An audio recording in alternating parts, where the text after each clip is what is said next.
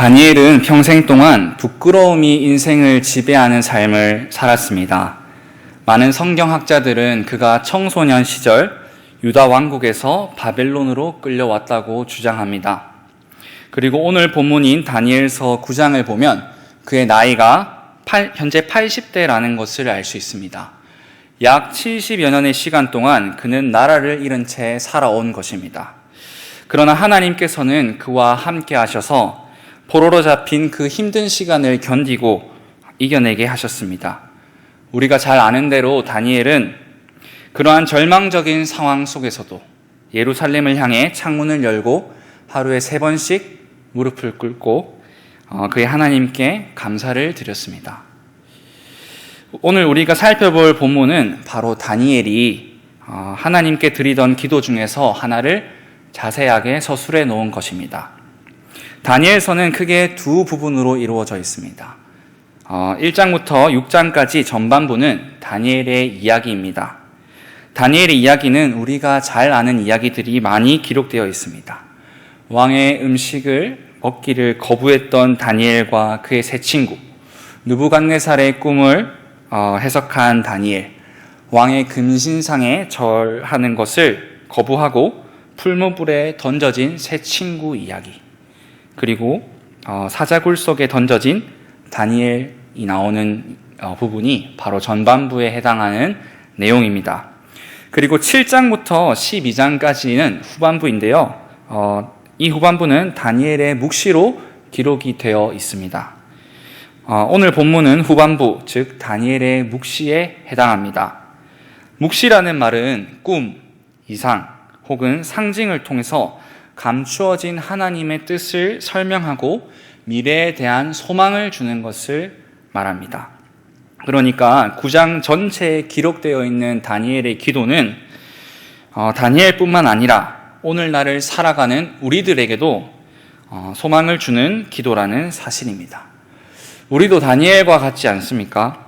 지금 코로나가 우리를 절망의 늪으로 몰아가고 있지만 우리에게도 기도라는 은혜의 수단이 있고 이 은혜의 수단이 있는 한 우리에게 소망이 있음을 발견할 수 있습니다.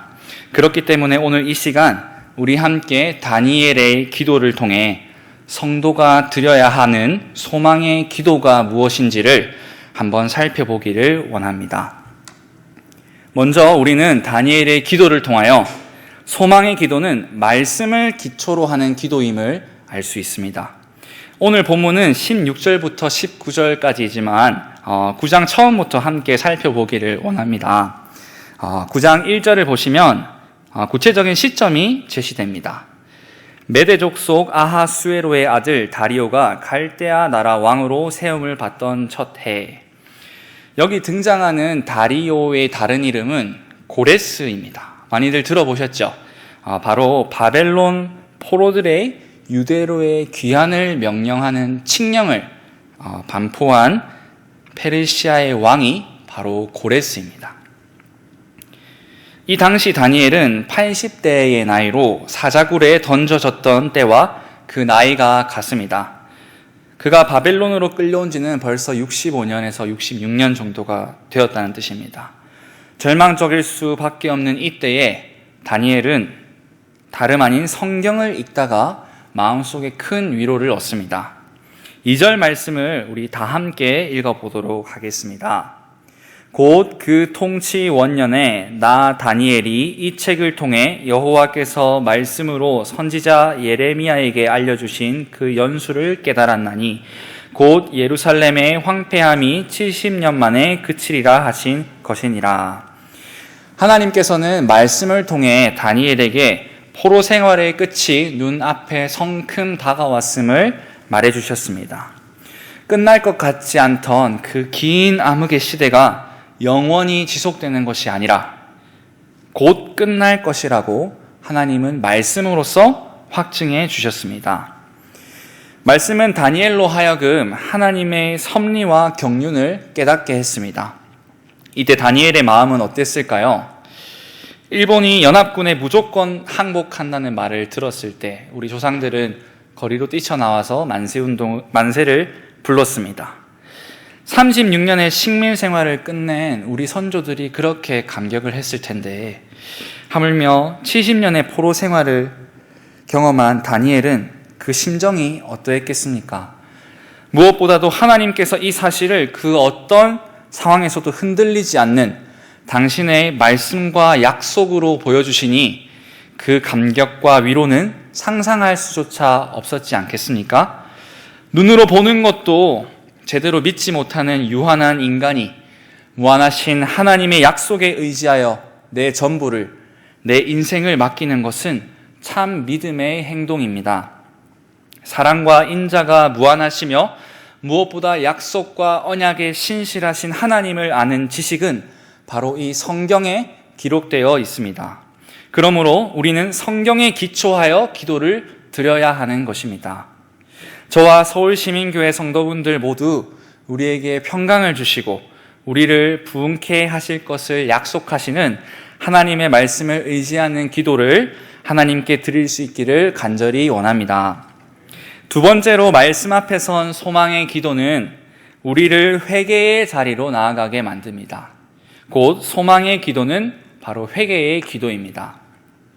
앞서 우리는 다니엘이 하나님의 약속을 성경을 통해 발견했을 때 말할 수 없는 위로를 느꼈음을 확인할 수 있었습니다.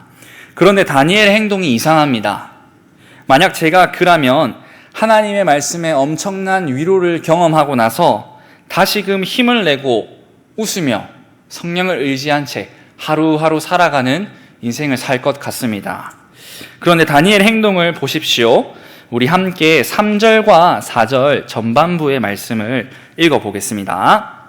내가 금식하며 베옷을 입고 죄를 덮어쓰고 주 하나님께 기도하며 간구하기를 결심하고 내 하나님 여호와께 기도하며 자복하여 이르기를. 여러분 보십시오. 지금 다니엘이 어떤 행동을 취하고 있습니까?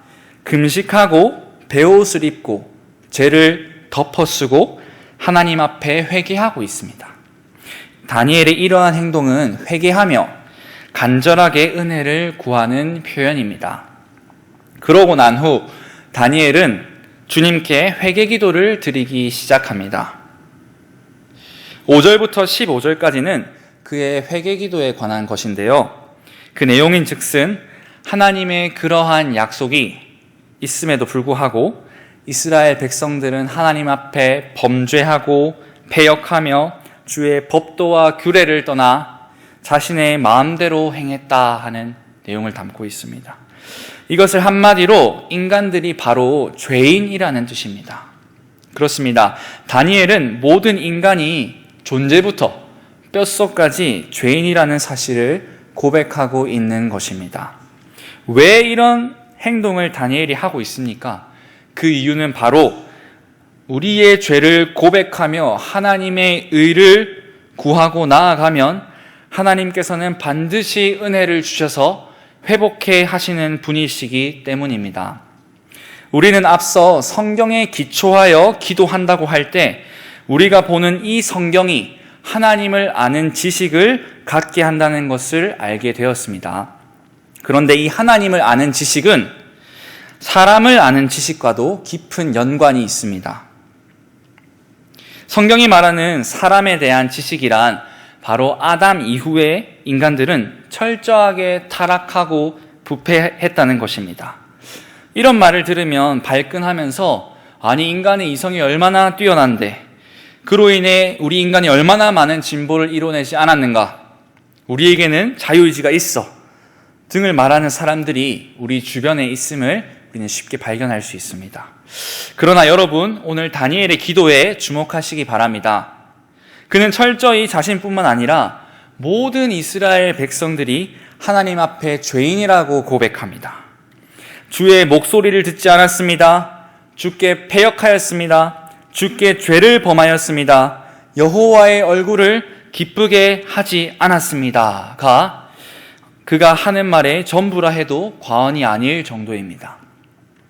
약속에 신실하시며 무한하신 하나님과는 비교가 안 될 정도로 인간은 죄로 가득 차 있는 존재라는 것을 다니엘은 지금 기도를 통해 고백하고 있는 것입니다.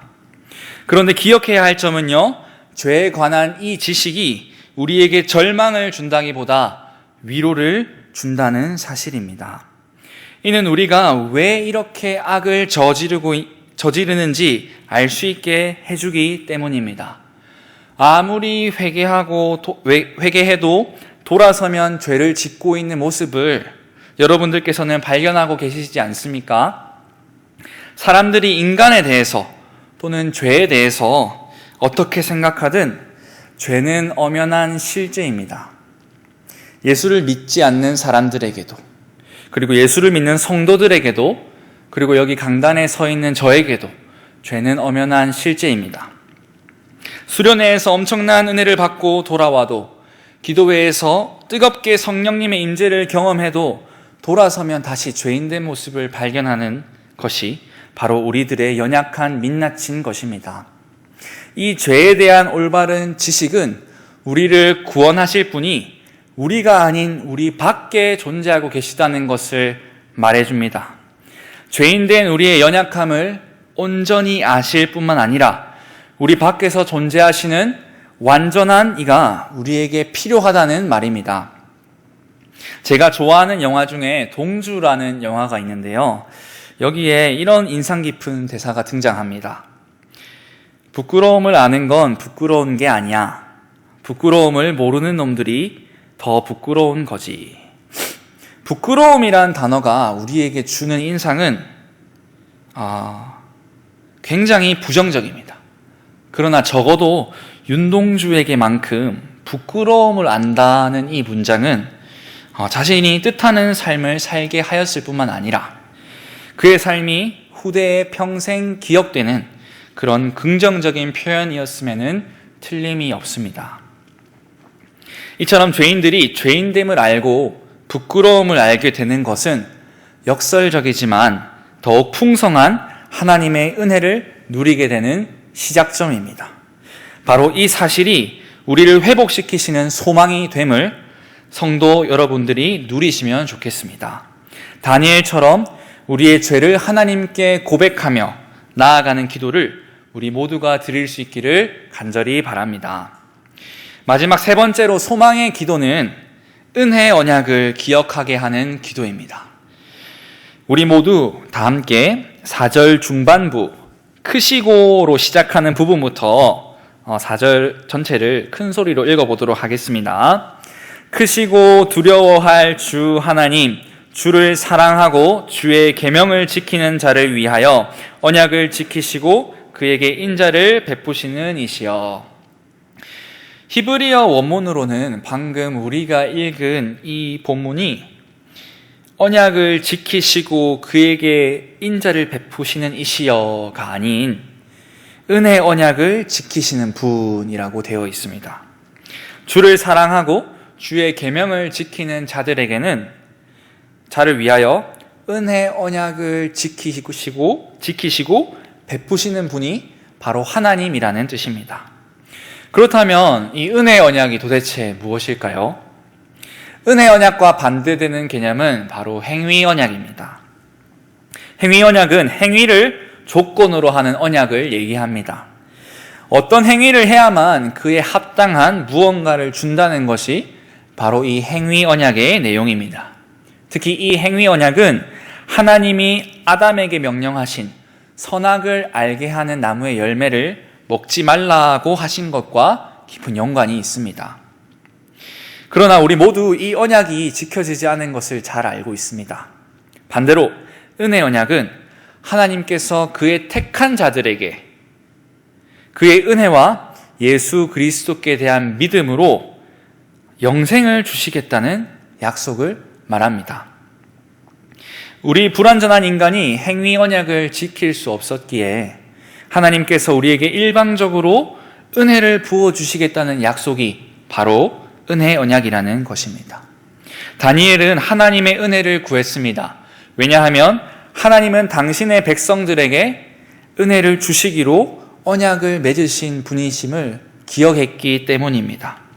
이렇게 신실하게 은혜 언약을 지키시는 이에게 우리가 구할 것은 하나님의 긍휼하심 밖에 없습니다. 우리에게도 이 언약이 있습니다. 바로 그리스도라는 영원한 언약입니다. 다니엘 역시 이 언약을 기억했습니다. 앞장인 다니엘서 7장 9절에서 14절까지의 말씀을 보면 그는 환상을 통해 옛적부터 항상 계시던 분과 인자 같은 일을 봤습니다. 많은 성경 주석들은 이 옛적부터 항상 계시던 일을 성부 하나님으로, 그리고 인자 같은 일을 예수님이라고 말하고 있습니다. 이는 다니엘도 아버지 하나님의 우리를 향한 그 사랑의 결정체인 예수 그리스도를 믿었다는 것을 말해줍니다. 우리는 죄로 인하여 스스로 하나님께 나아갈 수도 없으며 부족하고 비참하여 아무것도 받을 자격이 없는 그런 자들입니다. 그러나 예수 그리스도를 통하여 우리는 그 은혜를 깊이 묵상할 수 있습니다. 하나님께서는 우리 주 예수 그리스도로 인하여 우리의 기도를 분명히 들으시기 때문입니다. 예수 그리스도의 보혈을 통해 죄로 가득한 우리들의 죄를 용서하시고 의롭다 여겨주시며 자녀 삼으시는 주의 은혜를 우리가 어찌 잊을 수 있겠습니까마는 이를 망각하며 살 때에도 일방적으로 부어주시는 하나님의 그 측량 못할 사랑을 우리가 기억하고 감사하며 살아갈 수 있도록 성령님을 의지하는 저와 여러분이 되기를 기도합니다. 우리 다 함께 18절 말씀을 다 같이 큰 소리로 읽어보도록 하겠습니다. 나의 하나님이여 귀를 기울여 들으시며 눈을 떠서 우리의 황폐한 상황과 주의 이름으로 일컫는 성을 보옵소서. 우리가 주 앞에 간구하옵는 것은 우리의 공의를 의지하는 것이 아니요 주의 큰 긍휼을 의지함이니이다. 아멘.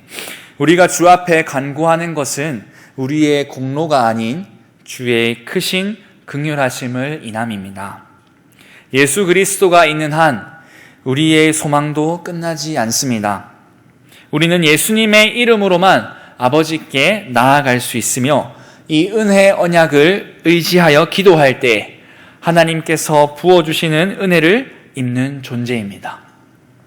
연약한 우리 인생들이 의지하는 것이 오직 하나님 아버지의 예수 그리스도를 이 땅에 보내신 그 사랑과 은혜밖에 없음을 기억하고 잊지 않고 살아가는 성도들이 되시기를 진심으로 기도합니다. 다니엘의 기도를 오늘날을 살아가는 우리가 기억해야 하는 이유가 무엇일까요? 무엇보다 다니엘은 포로로 끌려온 이후 주의 성전에서 예배를 드리지 못했습니다. 아마도 끌려오기 전 예루살렘 성전에서 하나님께 예배를 드렸던 그 감격과 추억을 가지고 평생을 기도하며 살았을 것입니다. 다니엘서 1장 21절을 보면 그는 고레스 원년까지 살았다고 성경은 말하고 있습니다. 바로 오늘 우리가 살펴본 그의 기도는 다니엘의 마지막 해를 보여주는 것이라고 할 수 있습니다. 다니엘은 하나님 앞에서 예배를 드릴 수 없는 절망적인 상황에서도 하나님께 기도로 나아갔습니다. 80평생의 포로 생활은 그에게 부끄러움이었는지는 모르지만 무엇보다 귀중한 기도의 시간이기도 했습니다. 다니엘은 하나님께서 당신의 언약 백성을 구원하신다는, 그리고 그 연수가 얼마 남지 않았다는 것을 말씀을 통해 깨닫고 소망을 품고 살아가던 신앙인이었습니다. 무엇보다 그는 예수 그리스도로 인하여 소망을 품고 인내하던 기도의 사람이었습니다. 자신의 죄를 하나님께 철저히 고백할 뿐만 아니라 하나님의 긍휼하심을 구하는 그런 성도였습니다. 그의 인생을 통해 하나님께서 완성하신 기도는 단순히 우리의 소원만을 이루시는 그런 기도가 아니었습니다. 말씀에 의지하는 기도, 죄성을 고백하는 기도, 그리고 하나님의 긍휼하심을 의지하는 기도였다는 것을 우리가 기억해야 할 것입니다. 올 겨울은 어느 해보다 추운 겨울이 될 것 같습니다. 이번 성탄절은 우리 인생 최초로 교회가 아닌 집에서 예배를 드려야 할 것이며, 온 가족이 모여 새해의 첫 시간을 주님 앞에 드리던 송구 영신 예배도 우리가 흩어져 각 가정에서 드려야 할지도 모르겠습니다. 그런가 하면 많은 성도분들이 경제적으로 어려움을 겪고 계시다는 말을 듣게 됩니다. 청년들은 더욱 취직이 힘들어지고, 학생들 또한 공부와 신앙생활은커녕 밖에서 마음껏 뛰어놀지도 못하며, 갓난아이가 마스크를 써야만 하는 그런 시대가 되었습니다. 아마 백신이 나오기 전까지 이러한 삶은 계속될 것 같습니다. 눈에 보이는 현실이 우리를 낙심하게 만드는 이때에 성도 여러분, 그럼에도 불구하고 오늘 말씀을 기억하여 주의 말씀을 붙들고 기도하시기를 간절히 부탁드립니다. 소망이 있습니다. 끝난 것이 아닙니다. 말씀으로 돌아가십시오. 그리고 회개함으로 나아가십시오. 그리고 영원한 언약의 은혜를 간구하십시오. 요즘 청년들이 찬양하는 곡 가운데 성도의 노래라는 찬양이 있습니다. 고린도후서 6장 1절부터 10절 말씀을 가지고 만든 찬양입니다. 이 가사를 들으면은 성령께서 감동을 주셔서 교회와 성도들을 많이 생각나게 해주십니다. 여러분들에게 이 가사를 읽어드리겠습니다. 환난, 가난과 고난, 수고로움 속에도 성도는 그 믿음을 지켰네. 주를 섬기는 일에 자신을 다 드리며 진리의 말씀과 성령으로 그 길을 걸었네. 그리스도 안에서 새롭게 하시고 그리스도로 인하여 자유케 되었네.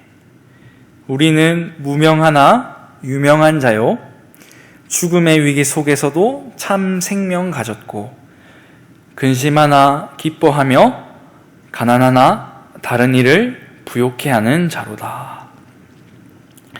말씀을 맺겠습니다. 사랑하는 서울시민교회 성도 여러분, 우리가 믿는 아버지 하나님은 죄로 인해 연약할 수밖에 없는 우리 인생들을 긍휼로 돌보시는 사랑의 하나님이십니다. 그는 우리의 기도를 듣지 아니하는 분이 아니십니다. 예레미야 29장 11절 말씀입니다. 여호와의 말씀이니라. 너희를 향한 나의 생각을 내가 아나니 평안이요 재앙이 아니니라. 너희에게 미래와 희망을 주는 것이니라.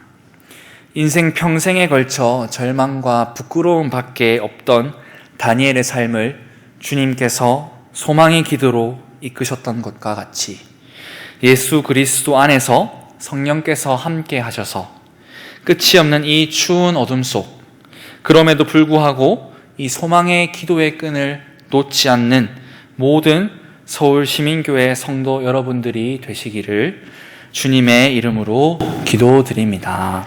아멘.